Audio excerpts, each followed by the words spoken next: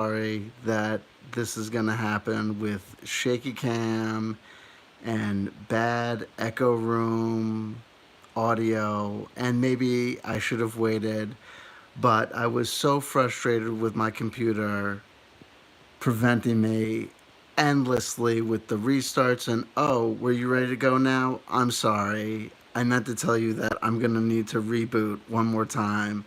Oh, you plugged in a new camera. I mean, I need to reboot one more time. I need to reschedule. I just had enough. So I was like, forget this. I am too jazzed up. I am going to just grab my phone and we are going to just go. And that is almost like the theme. And I see people, I see Jet Petty, I see Brando, I say hello to the elephant in the room. Hello, how you doing? Hello from Castle Grayskull. What we're going to do today is Waterworld. You know, folks, I was talking about getting underway with the um, finally with the playthrough of solo playthrough of Mork, and I was saying and that I was fearful that the rules might be too complex for this poor boy Jonaside. We say hello, so used to the simple world of micro chapbook RPG. Will I be able to handle these more complex rules, even though it's billed as rules light? So what do I decide to do? I'm going to go overboard Waterworld. I'm not just going to go with one player. I'm going to go with a team. And this evolved for several reasons. Number one, the world of Mork is very hard. And it's not really balanced for one player. It is balanced for crews. It is balanced for group play. It is balanced for teams. The next thing that kind of happened was organically going over and looking at this material, and especially going over repeatedly the given core classes in the main book. Today I had an epiphany regarding these main classes and kind of my reluctance in thinking about which ones would be the one that I would want to play the most. And if I had to pick just two, one and an accomplice, a cohort, one and just one companion, what would they be? I started reflecting more and more on how these central core classes, yes, they resembled the archetypes of the central D&D, sorry for the finger, um, archetypes of the thief, the fighter, the mage, the cleric, to a degree. But they also matched, in many ways, several archetypes that we could see in the Tarot.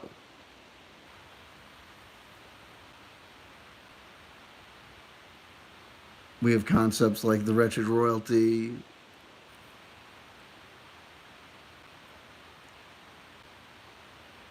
we have an alchemist,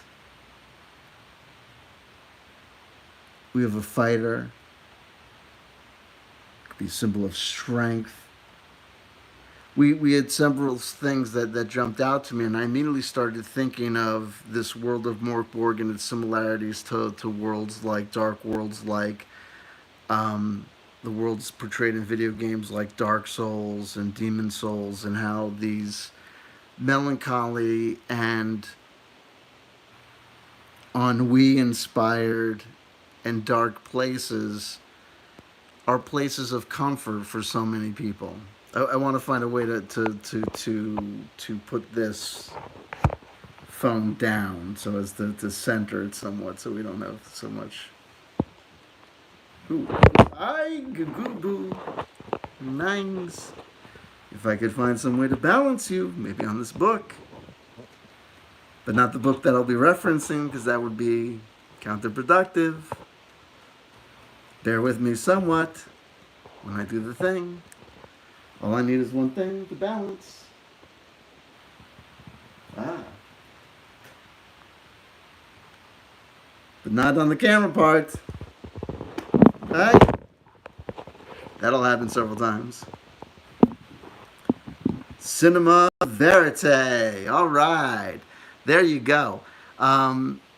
So, and I'll tell you, so then also this is going to come also into where we're going to get to when it came to this concept of doing the role-playing playthrough, came to how to visualize it. And I wasn't really worried about getting into, and I'm not going to get into visualizing like with miniatures, you know, combat mechanics like they do on some, you know, role-playing playthroughs. That's not the purpose of getting these guys out. And these are Fortnite figures. These are from the Fire and Ice micro figure play set. And they inspired me because I thought that they were emblematic of the image that I thought would work for us, and the archetypes that I thought I would want to portray. And also, I wanted to get into how we would visualize this. I just wanted images of the characters, not thinking that we would need to visualize them necessarily for technical reasons or for strategic reasons, but just to help us and to give us some visual stimulation to kind of get us halfway there. And I want to open up my mind to the notion of getting away from this concept of, I know why I like micro RPG, micro chapbook RPG, and the arcadey feel, but I want to open up myself to the notion of what this this rules light system of Mork Borg, how it might be different and how it might be worthwhile to me to explore these more storytelling elements, these rules light elements. So I'm not worried about scale and the fact that these figures are not, you know, the kind of D&D 33 millimeter or whatever scale people need to prefer. And I want to get some figures out because I want to mix and match figures that may not be of the same, you know, series. So I kind of got some figures out that I thought would work together. I have different Fortnite figures that I collected. We have these ones, obviously. And I wanted to talk to you. The purpose of this video would be kind of the central concept, to introduce you to the concept of the notion of this kind of bizarre concept I have for the playthrough, which is this. We're not going to be playing through as one person, one character. Our solo Mork Borg playthrough is not going to be one person. We're going to be playing as a royal court in exile in Mork Borg, but not a royal court of 30, but a royal court of maybe, you know, 5 or 6 people, because the main characters or archetypes that are presented in the classes of Mork Borg, I think, align pretty good with some nice archetypes that we can see in the trumps of the tarot that I think could work really nicely.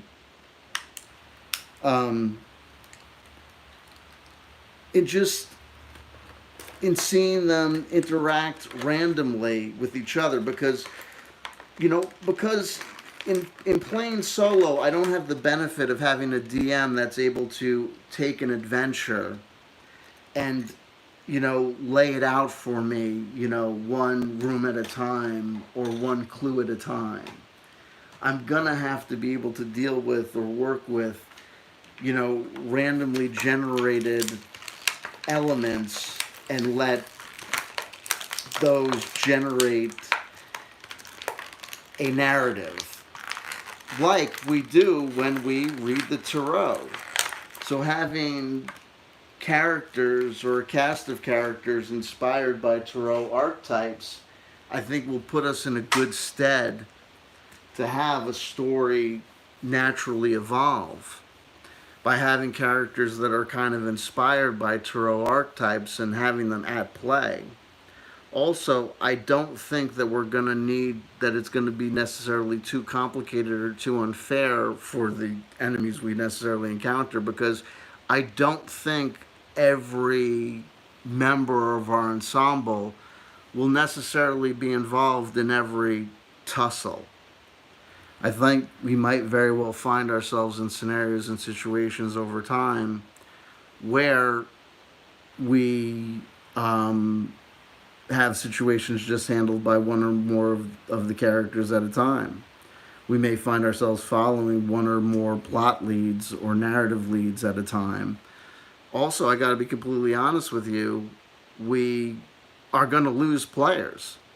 So our quote unquote reading of our story is going to naturally evolve over time, because if our reading opens up with a reading of every day we're looking at how the reading of the cards of Temperance and the High Priestess and the Empress and the Hermit read against each other from day to day, well, it's going to mean a difference or make a difference if one day all of a sudden, no Hermit. And then one day all of a sudden, no High Priestess. And then one day all of a sudden, just down to Temperance. You know what I mean? Or some other combination thereof. And that'll be inspiring. Or we might lose all our characters on the first day. And all of this inspiring talk will be for naught. But that's some of the central concept, and like I said, and if it works out, it'll work out, and if it proves to be unmanageable, it proves to be unmanageable. This is the gal that we know sold me on this concept. She's called the Ice Queen, and I knew that she was going to be her, and this Flaming Valkyrie were the ones that I knew. I was like, hot diggity damn, we know that these gals are going to be, in the lineup. I knew that they were going to be part of this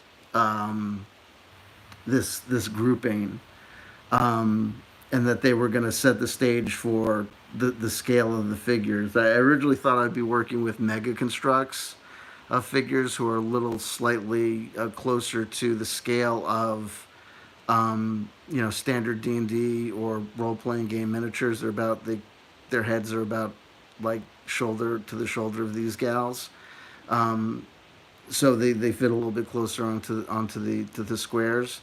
But these gals, I was just like, well, no, I got to have these gals, and I think that this gal's definitely going to be our wretched royalty, who will be a stand-in for all of, I think, the royal court cards. This in the box, she's called the Ice Queen, and this guy is called the Ice King. I originally thought that we would have a male and female royal archetype that could be the stand-ins for the Emperor and the Empress trump cards for the Tarot, as well as the kings and queens of all the court cards, as well as the prince and princesses, or the however you read them, of the courts as well. But then I thought I wanted to control the size of the party, and I thought having a male and female royal family might be tough, because then if we start trying to have a druid on for the alchemist, I sometimes blank on the names of these classes. I read a lot of role-playing games, so I have like a lot of different names for druids and clerics and this guy and that guy, and I keep on wanting to call the guy a fanged fighter versus a fanged deserter, or the occult herb master. I'm always like, is it a heretical priest or heretical herb master? No, it's the wretched royalty. So we've got the occult herb master. So if we start wanting to add the occult herb master as our alchemist for stand-in for the alchemy and the essential alchemical element of tarot in the central first place, and the temperance card, well then if we start having an emperor and a king, then we're going to have a hard time with it, because then if we also want to add a hermit, well then we might end up with a very, very, very large ensemble. So it might be best to just have one wretched royalty and let that be for all. This red-headed gal, I wanted to be a they had a character extra class that wasn't in the main book but was a fan made um, kind of bard character that was made the upgrade and was included in this bonus material called the Heretic supplement, the sacrilegious songbird. And so I had this conception of both conceiving of this tarot visualization as well as this conception of showing a royal court in exile. The world of Mork Borg, has these courts, has these city states, and I have this conception of this exiled house. With all the accoutrements of a house, a royalty, a princess, an alchemist, a you know a an entertainer, a songstress, a guard. Just no castle, no keep, no property, no nothing.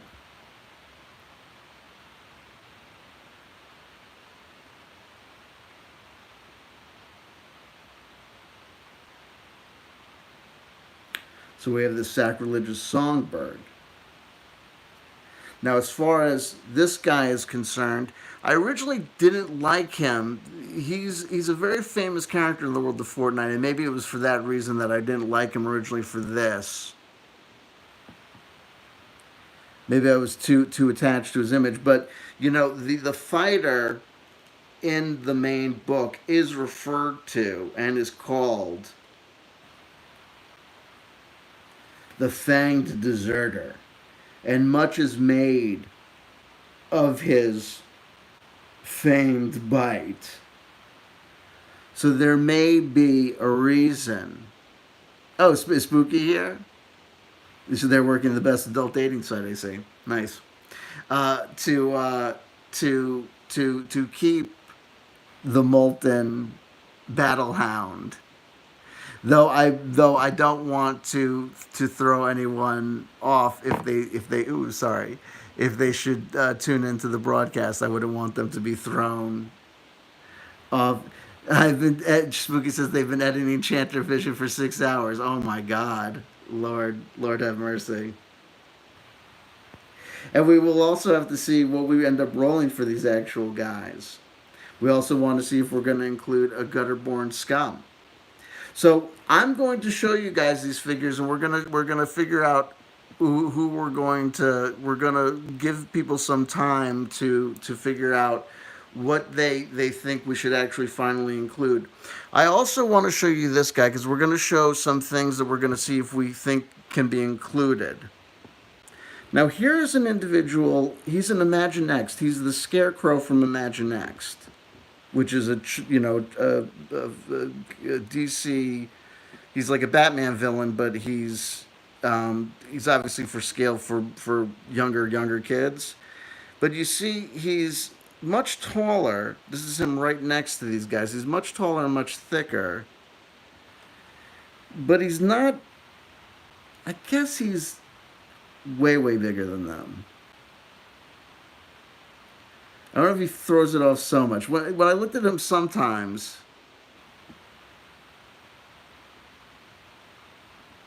when I originally looked at him compared to some, maybe it was him compared to this guy. I guess he's towering over them. I guess he could be a huge brute. I mean, he's not. Well, you tell me whether or not he's too big.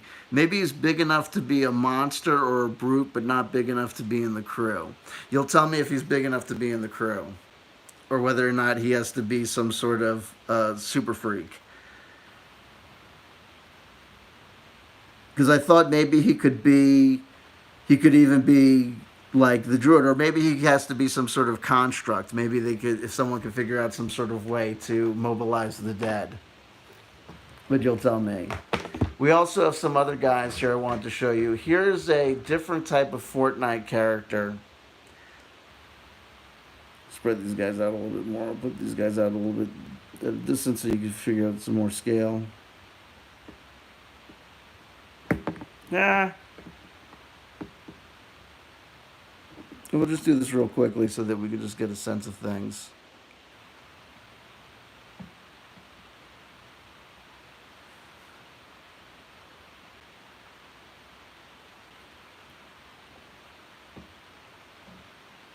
Everyone's pretty much against the same line so you can see them.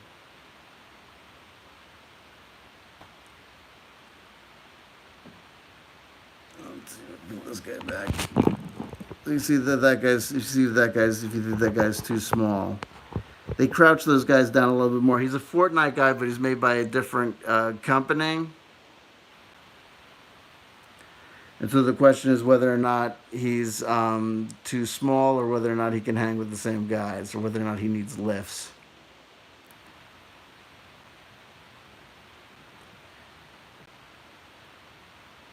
I may be short, but if I hold my staff up like this, I'm as big as this other guy. I may be short, but you don't need to be tall to cast a magical spell, my darling. Over here's. I'm the magician. With my magical spell, I make myself taller. You just look taller. You don't look taller, dude. And then we got this guy. He may have a hamburger on his head, but maybe it could be some sort of crazy African headdress. I'm like a druid that comes from the crazy land of Mork. I'm the same size as these guys because I'm the same kind of figure, but I'm a skeleton guy. I'm some sort of crazy guy. Maybe I could be a thief. Some sort of thief class. I'm a thief. Hey, how are ya? Hey, how are ya? What do you know? Da da da da. Just anything that could be. At that point, I was like, look, I mean, I've got only X amount of guys that are this size. He's like, look at this guy. He's like, hey, look at me. Da da da da da da. Skeleton guy. Mork Borgy. And then look at this guy. Cool, complicated brother. Oh, wait, let me get rid of his gun. Now, granted, this guy has the Darth Vader-esque kind of data thing on his chest piece for now, right? But that's a solvable problem, right? Look at this. Check this out. Now just imagine that but permanent. Like I need a little piece of black tape, right? And then problem solved, right? Why aren't there more brothers in Mork? You know, no one ever asked that. I never seen a picture of a brother in Mork. Have you? Well, then again, I haven't seen a picture of it. You know what I mean? Brothers in Mork. Why not?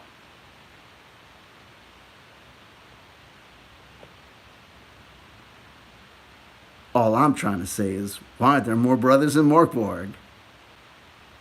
That's what I'm trying to say.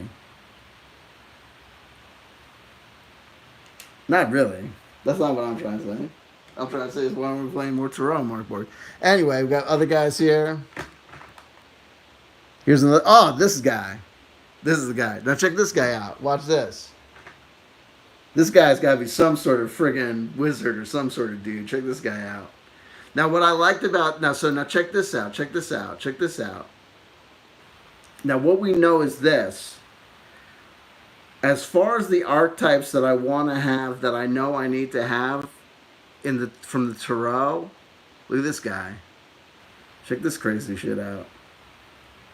Damn, hold on, wait.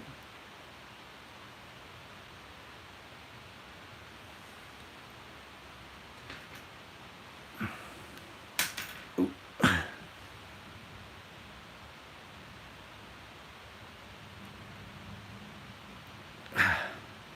we've got, so the concept is remember I said is like we can have these because we can have a natural narrative story element and a natural lead to our story with the characters being inspired by the tarot because they'll naturally kind of let us know themselves where the story can go. This guy. Oh, god damn it. Brought his own bird. Anyway, he was holding the bird so good before. Anyway, it's a message. It's a metaphor. It's like, no, it's not. Damn it. Just hold the bird. Damn it. God damn it. Ironically, his name is Raven, I think. Come on, bro. Damn it. We're not losing all this time to Raven. Okay, we are, though. Really? And I'm like the guy that'll be like, I'll get him, and then I'll be like, I'll come back from where I'll be like, but the angle's not right on the beak. So let me go back. Like this. I'm like, but it doesn't look like he's at the right angle and it's out of focus. So I gotta go back. No, don't go back. Just leave it. There it is. Anyway. Oh, no, it looks stupid. Because she's. Why would the bird be at the wrong angle? Oh! No! Oh, just... Dun dun dun dun dun. He's like, Bird, check out this thing. You look like my scythe, but the scythe looks like you. The bird's like, I don't get it. I don't see it. Anyway, the scarecrow's like, why does he get a bird and a scythe? I got nothing over here.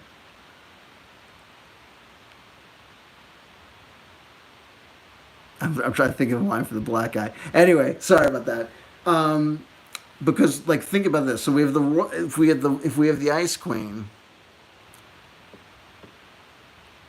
and we have a heretical priest who would represent the Hierophant, and we have the Hermit who would represent obviously the High Priestess. No, obviously the Hermit. Hold on.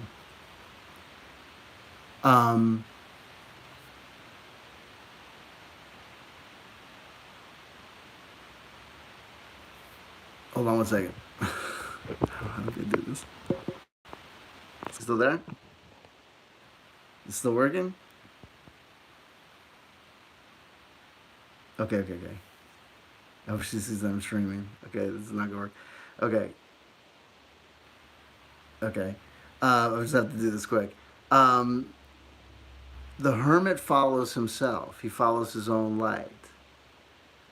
The Hierophant, the priest, follows a playbook that is established by society and a set of established dogmas and morals and grouping. It's a completely different set of ideals and establishments. We'll be able to see the princess or the queen in training. We'll see where she might go or what she might be inclined to follow or not follow. And as goes the queen, is that how goes the royal house? Will there be dissension? Will we see fault lines occur? Will we see the hermit and the high priest get along? Will we see the random powers that they roll for give rise to synchronicities and mutually beneficial techniques? Or will they be ironically juxtaposed and anathema to each other? We don't know. What I do know is this. I'm committed to starting. And that was part of the reason that I just decided to, when the computer went through this many foibles, to say, no, we're doing it. We're just getting the phone up and out and we're doing it. I don't know if every video is going to be rolling the dice live, or if the videos are going to be what's known as sometimes kind of battle reports, where you kind of come back and, kind of read, kind of, for want of a better term, kind of journal entries of what, kind of happened, during the, play sessions. Or, a combination of both. I don't know if it'll turn out to be more than, more than, I can chew. But what I do know is this: is that I'm committed to going full steam ahead, which means this is that we can't wait around all the time to say, well, if I wait, I'm going to wait till I master, figure out exactly what I'm going to do for eating, or overland hex crawls, or we're going to have to figure out exactly what we're going to do for every instance of NPC encounters, or we're gonna have to figure out ultimately, what we're gonna do for every, you know, adjudication of, falling, damage if we haven't decided, beforehand. No, we're gonna encounter things that we haven't encountered before, and we're gonna have to decide on the fly. Look, Mork Borg leaves more things undecided than it leaves decided. It has poison, but it has no rules for the application of poison to weapons. It has one mention of distance, meaning it says in a turn, a person can move the size of an average room. Then it says that there could be an average of 10 turns in a minute, meaning that a person could move through 10 rooms in a minute. I, I, okay. I think no, but yeah. There's no mention of ranged weapons, the effectiveness of what weapons would be, what range weapons would be effective at, or what range spells would be effective at. Nothing's included. Nothing's included. So everything is going to be home rules, and I have no home rules from start to finish. So it is going to be catch as catch can. So I think what we're going to be more interested in trying to do is not worrying so much about whether we successfully resolve every battle mechanic correctly, and more interested in whether or not we get a good story out of it randomly, and whether we get good content out of it, and whether or not we have some fun, and whether or not we get some stories out of it. So what I'm thinking that I'm going to do, the next step, is this. I think we got to do it like this. So it's going to be, we have Wretched Royalty. We don't have our character sheets yet, but we'll have our, and so we don't have our names yet. So what I'm going to do is, what I've committed to doing is not taking forever to find the character sheets. I'm just going to kind of basically go with, like, there's two ideas. One is generate, I have a ton of character sheets already printed. So I could give myself a shot and say, generate 5 or 6 more that you're willing to save of each character type that you want. If you want 5 more Wretched Royalty, 5 more Songbird Sirens, whatever the fuck, 5 Fang Deserters, whatever, 5 more of each kind that you think you want, and then that's it, and then pick the top one of each. But I feel like that's going to still end up being so much, we're going to still end up taking so much time. I feel like part of me feels like just, no, fucking hit rando, Wretched Royalty, whoever, fucking the first Wretched Royalty I get out of the computer, then the first fucking, and it's basically this. I think it really should be this. I think at this point, at this stage, it's, this we know is our Wretched Royalty. So we have her. We have our Wretched Royalty. So we know we need a Wretched Royalty because I want my court to have a wretched royalty because that wretched royalty is a stand-in for all the court cards and the emperor and the empress, right?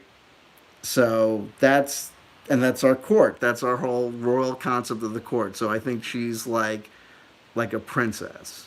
And so whatever she is, it's like that she's like the last remaining member of this court that was not summarily executed by whoever executed anyone who wasn't down with the basilisk or whoever. And I don't know if we're going to extend out and so whatever's going to happen is I guess we're gonna see, or maybe I'll just roll them instead of waiting for the computer to generate them. Maybe I should just organically roll them, and then that'll be better. Because I have all the freaking character sheets. I mean, all the schmoodoos, the yada yadas. I'm always nervous that I'm gonna do it wrong, but seeing what the friggin' these guys did in their own book, they fucked everything up. There's so many typos in this goddamn book. You can't tell what they did on purpose and what they did on mistake. Honestly, I don't think they fucking know. At this point, I don't think they remember what they did on purpose and what they fucking did on mistake. I don't think they fucking know. I think they were high. Honestly, I don't think they fucking know. You ever seen interviews with them?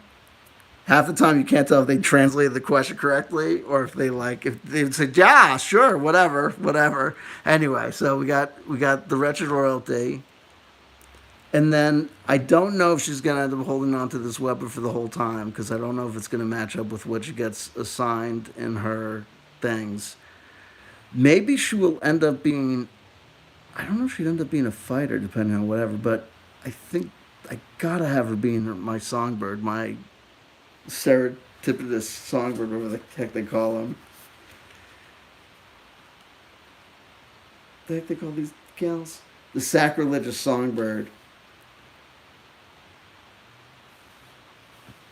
The sacrilegious songbird that they have selling her soul to Satan. Love it.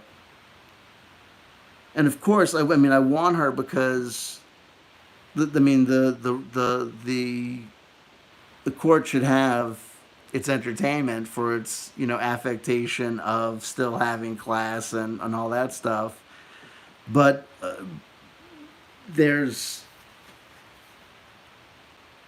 you know two things. The what I saw in it was the notion of, well, number one, I see it as the image of the high priestess, but I also see in the image of the high priestess in the sacrilegious songbird the Greek chorus, someone who's gonna sing the song or tell the tale of this court and what is finally befalling it and its probable last days. Do you know what I mean? Telling us and singing the song of, its wretched downfall.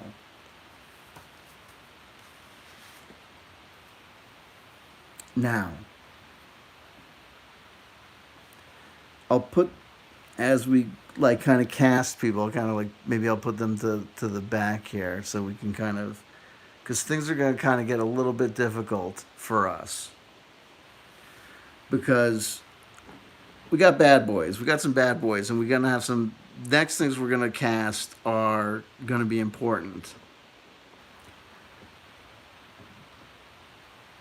He's like, don't forget me. Hold on. He's like, excuse me, gentlemen, excuse me. I may not be as tall as you, but I've got this staff. Maybe I'm the Hierophant, a.k.a. the heretical priest. I'm kind of heretical. Let me make a statement about me being the heretical priest. First of all, I've got this stick. Hello, I'm mysterious. I may not be as tall as this guy, but I've got this stick. Knocked him over.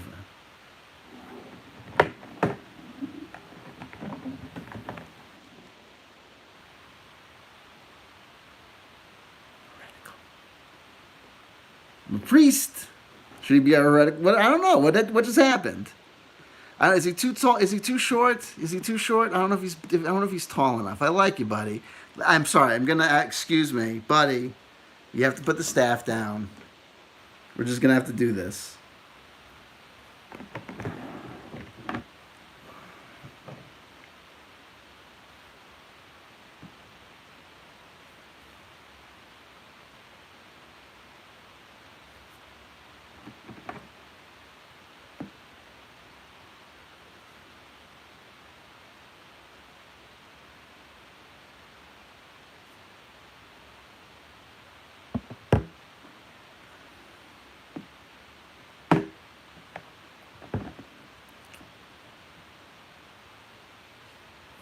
It's kind of short, right? Well, you know what I mean. Some guys are short. What if he's young? What if he's just a short guy? I don't know. He's kind of really short, though, right? Is he too short? Is he too short? He's kind of really short. A guy could be that short. What about that guy from My Dinner with Andre? That's pretty short. But he could be that short. The guy from My Dinner with Andre. Who's that guy? He's pretty short.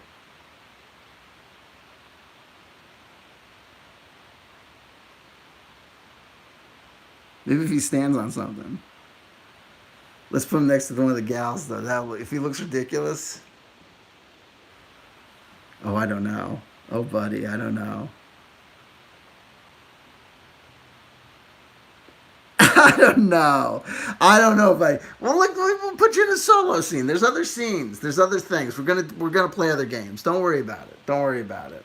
Don't worry about it. Don't worry about it. There's gonna be other scenes. There's gonna be other scenes. Don't worry about it. Your mother still loves you. Don't worry about it. You'll put you over here. There's other things. There's other things. We've got other games. We've got other games. Don't worry about him. He'll be fine. He'll be fine. So that leaves this guy. So he could be. Meanwhile, this other guy has actually two knives that are. We don't know what these guys are going to get weapon wise. So these weapons that you see with them are just the weapons that kind of came with them, with their their toys. They came with them in the box. But so don't get emotionally attached to their weapons. But oh, gee, come on, buddy. So this guy, I could be a natch for, he could be our priest or some sort of mage. I'm worried about it now. It wasn't when then CW said not to. Now I am. What are you worried about? Okay, there you go. Oh, so we could decide. I don't like this. I think an alchemist should have more of a natural look. So I like this guy as far as the formality of his outfit and the prongs of his hat make me think of him more like like his, and also the fact that the formality of his outfit matching the formality of the princess's outfit means that it would make more sense to me that he would have like more of a priestly function, or also that he could also function more of like as the knight or the guard, but though um I could also maybe like, could also make a turn into a dual class guy, like a multi class guy, because they've got feats in the heretic. So we could turn him into a multi class guy. Could turn him into a mage fighter if we wanted to. But that would get rid of our tarot concept. So I would like him more as maybe I like him more as the Hierophant, the heretic priest. Yeah, that'd be the way to go.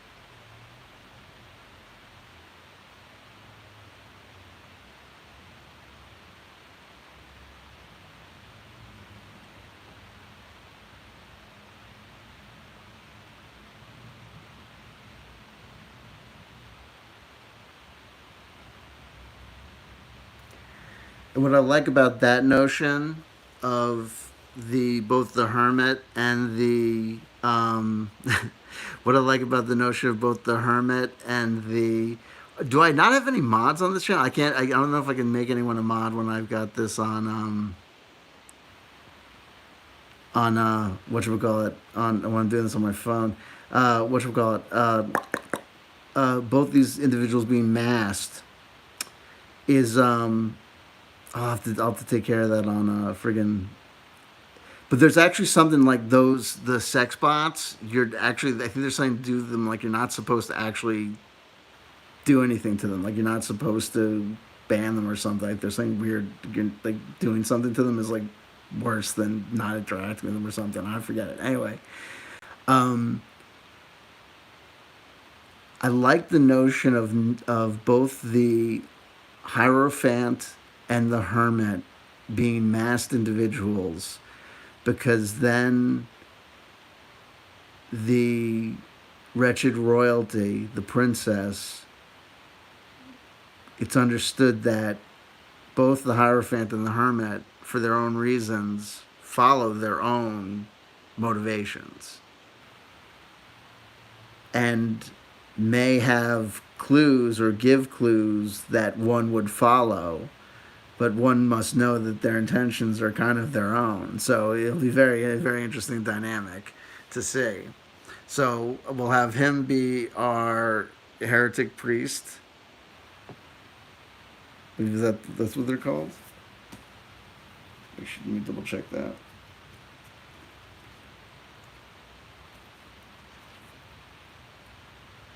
Yes, a heretical priest. Haunted by the two-headed basilisk of the one true faith, this heretic can be found raving in ruins. Actually, do you know what I might do? The heretical priest, I might actually swap out, because the heretical priest is. Wait, actually, I don't know. Wait, hold on. Let me read that. Because part of my mythology, part of my myth making for my own playthrough is kind of going to be, because the central story involves this two-headed basilisk and its mythology and its predictions. Haunted by the two-headed basilisk of the one true faith, this heretic can be found raving in the ruins, traipsing endlessly down dusty roads and desecrating cathedrals by night. No, actually, that would work. Okay, that would work, because we want a heretic. We want this. We want our Hierophant to be not on the up and up. We want him to be, on the outs from the central command. Okay, and then we would have our esoteric hermit. Let's find his description. Okay, esoteric hermit. The stone of your cave is one with the stars, silence and perfection. Now the chaos of a fallen world disturbs your rituals, and the call of night grows blacker than your cavern's gloom. Irritating. So this hermit has only come out. It's like a reverse hermitage. They've only come out of hermitage because this world has gone, into chaos. So the very thing that has caused this royal court to go into exile has caused this kind of bizarro Rasputin to come out of their cave of hiding, to come into the world to kind of, put it right wrong. I don't know, kind of kooky. So I like that. So their motivations are still their own. I like it. So we have our heretical priest. We have our esoteric hermit. And we have our songbird. So we have all that, and we're already up to a cast of 4. You see. Now, I originally thought I was going to play very close to the treasure roll rules of Microchapbook RPG. But then I started to realize that part of what I would be doing, and to do that, I was going to be doing that expressly to maintain a lot of the arcadey, video gamey aspects of that system that I like, but I realized that I would be losing a lot of what I could get out of Mork Borg, which is these extra bizarro treasure tables and rolls that sometimes give you pure garbage, but garbage with lore and story and just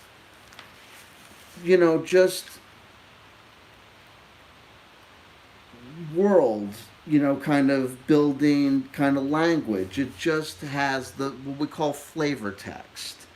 Do you know what I mean? Like, here's an example. Here's an example of an occult treasure you might find. Black crown of the crippled king. Wearing this crooks your body as you become aware that you and every creature within 100 yards gains +10 to attack rolls, but -10 to defense rolls. Rolls that go above 20 count as criticals, and below 1 as fumbles. The worn crown can only be removed in the pale light of a full moon. I mean, there's no use for that thing, but it's just that sort of language. I mean, just key to a nearby locked door stolen, death mask of one of the player characters. You know, it's just just your here's one from the Ferritory, the D100 items and trinkets. One of these famous ones, shit stained ladle, rotten meat, D2 days worth, box of black feathers, charcoal drawing of a demon. I mean, yeah, I can roll for the standard, treasure items that I might find, or I could roll for that. It might make sense to roll for that because that's the sort of thing that I can get and roll for in Mork and not roll for elsewhere. Anyway,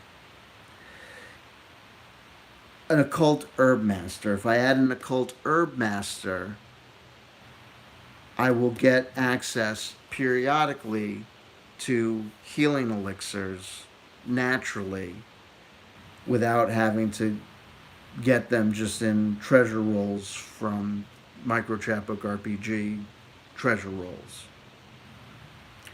So I wanted to add an occult herb master also for the Tarot royal court approach, because it would represent the court of the trump card of temperance and the central theme of alchemy that card represents, but also the central theme of alchemy that runs throughout and centrally throughout the system of Tarot. Casting these four characters was kind of a little bit easy. I don't know.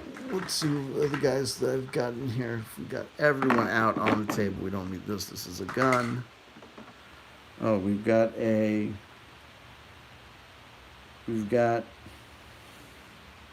this helps us. We've got Panda Bear Skeleton.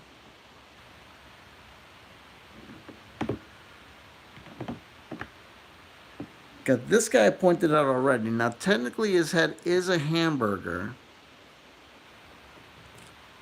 but I don't know if it has to be a hamburger or if it can be some sort of, like I said, some sort of like kind of voodoo, or kind of seen as some sort of kind of, mask. Or if you can see this as some sort of alchemical, get up with the teddy bear person. Or if you can accept one of the skeleton guys as our alchemist. We're also gonna need a fighter, or we could also try, unless his size is too disturbing, we could try our large scarecrow as our alchemist, or, like I said, also covering up his skinny keyboard tie. We could always use, is this Moff Gideon? We could use Moff Gideon as our alchemist. Dressed all in black, looks like he's dead. He's the occult herb master. Yo, man, why's the brother gotta be the occult herb master? That's straight up racist, yo. No, it's not. And if we wanted to, this guy could be our Fang Deserter. Yo, man, why's the guy with teeth gotta be the Fang Deserter, yo? That's caninist. It's actually speciesist. Yo, why you gotta correct me just because I'm a dog, yo? Yo! Gonna get canceled. Oh, low power mode. Anyway, guys, my phone is telling me I'm in low power mode. That means I gotta go before this thing gets shut off. So I want the alchemist. That would bring me to a party of 5. Party of 5!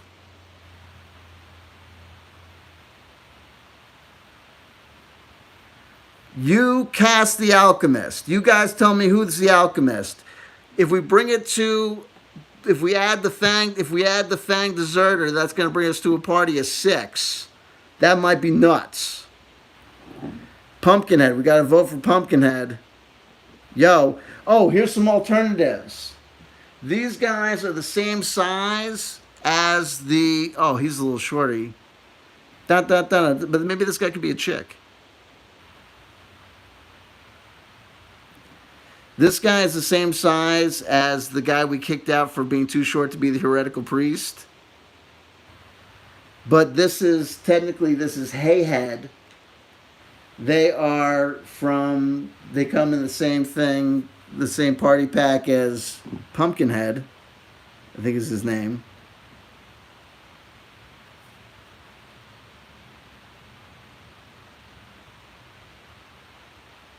Moff Gideon's like, whoa, whoa, whoa, hold on, hold on, hold on, hold on, hold on. I thought we were talking about me. I thought we were talking about me being the alchemist.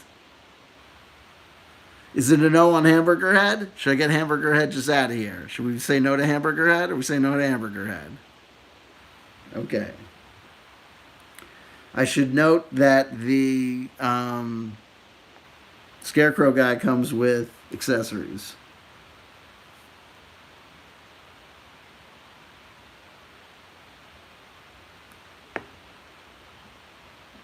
No Hamburger Head.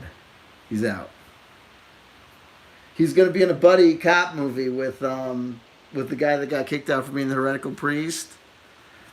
They're going to play Neon Road. They're going to be in a buddy cop movie. Anyway, you guys decide. You tell me. So here's the run up. Here's the lineup. So you guys are gonna come up with the decision. Who is gonna be our alchemist? Who's gonna be our alchemist and who's gonna be our fighter? We're gonna decide. We want a fighter for strength because the royal family needs a fight. Needs a. Should we just cut it at 5? I'm wondering if we should just cut it at 5 as the number for man, or 6. 6 is a balanced number. Oof. You like Pumpkinhead Alchemist, this guy?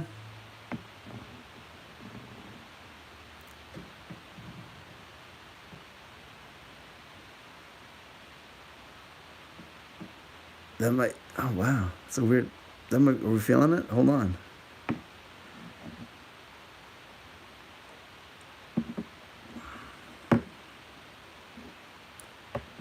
I'm wondering because if we have a 5-man team with no fighter, but it's 5 guys, but no fighter, we might be able to say to ourselves, I mean, hey, we went in with no solo, but it was 5 guys.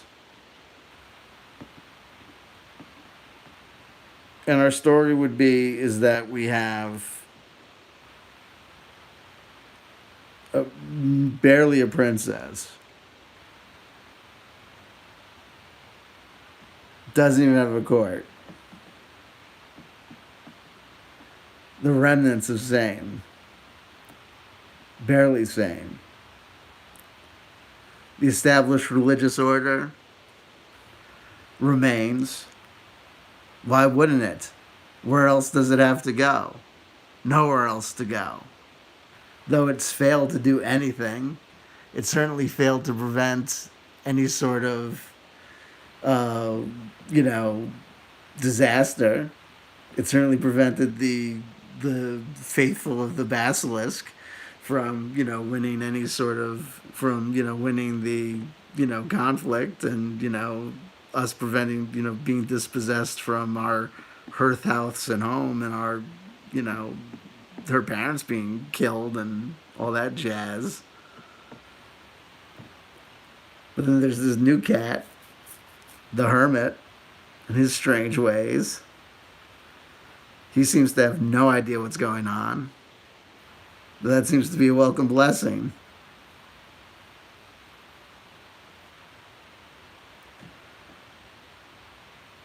I have one friend in the world and she has no friends. She sings, I listen. I have no money to pay her. She's got nowhere else to go. So she remains. We used to have a house over our heads. Now we got nothing.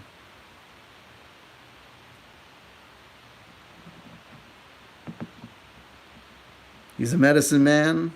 He's a cook. He's a creep. I like to pretend that he hangs out behind me because he's watching my back. Truth is, everybody knows he's watching my ass. Jesus. It's come to this. We're playing Mork Borg. I feel like I want more guys. Well, it's okay crew, right? It's pretty good. We got a good color combo too, because we got a nice little we got this blue section here, then we got the nice orange. The problem is this: is that I think we're thinking that alchemist, because he's big in the back, that he's gonna have some muscle. But you got to know and understand something, that guy is gonna be weak as shit. The occult herb master can do jack crap. All of these guys are probably going to be crap as fuck. We're actually going to we're hoping that the wretched royalty is actually going to be hopefully our strong gal.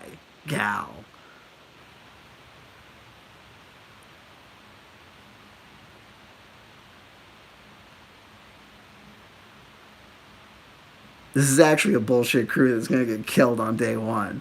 We actually kind of need this guy. Thank you.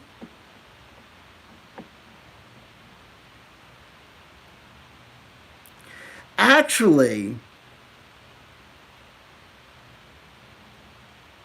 oh man, you're going to hate me.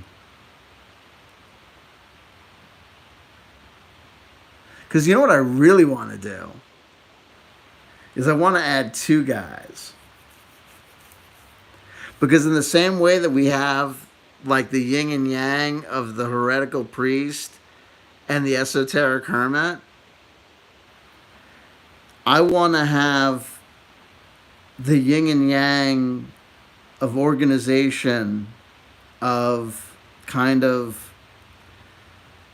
like martial strength, of the strength card of like the Fang Deserter, juxtaposed. Oh, now I'm down to 10%. I'm gonna die. My power's gonna die. I'm gonna go, guys. With the rogue, the friggin' gutterborn scum. Or have her reduced to just having gutterborn scum, not having a real fighter anymore, just being protected by a fucking gutterborn scum. Like she's down to her guard is a fucking thief now. Maybe that's it. That's how we'll square it. We'll bring it up to 6, but she doesn't even have a fucking real guard anymore. She just has a fucking rogue. Maybe that's how we'll do it. Anyway, folks, I love you. I love you. I love you. If nobody told you they loved you today, somebody just did. That somebody is Cable Guy Incognito. We're doing this, guys. We're playing Mork Borg. We're playing the Royal Court of Love. We're doing it. Probably starting maybe tomorrow, maybe as soon as tomorrow. Who knows? I would pull a card for you, but my power's about to die, and technically we already did. We pulled. Make of this what you will. We pulled the High Priestess, the Hierophant, the Empress,